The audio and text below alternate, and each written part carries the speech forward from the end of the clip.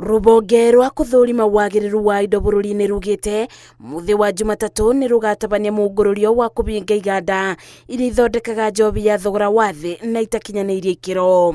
Muikariri giti wa bodi ya rubonge ruru Josephat Kabeabea ugite wingi wa njobi icio ni gucungireirie gukorwo na wingi wa njobi cia ngungo cienderia-ini. Wale watu wenye factories za kutengeneza pombe akishapewa license namna hii through the right door, kesho anaenda ana set factory ingine huko nyuma, ana counterfeit product yake yeye mwenyewe ndiye asilipe kodi ya serikali.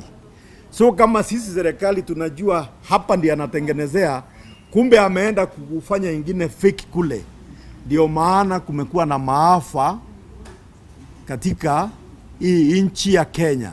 Kabeabea akibe athondeki a njobi cia thogora wa thi mukana augite aria othe manjiriirie kuthondeka njobi icio na kwendia marathi mugaru na watho, kuona ni matunyitwo marua ni thirikari o nginya iganda icio ithurimo weru. Kuna report ya zile kampuni zimekuwa na hiyo mambo ya fake because hiyo fake wanajua inatoka wapi, sababu wao wenyewe they are faking their own products.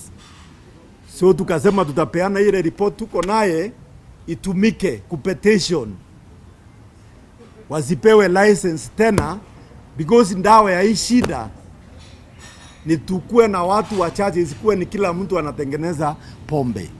Aria maranywa njobi ici moritio kwibuga kuona njobi ici itwaririire aingi mitino-ini na gutiga bamiri nyingi na maithori.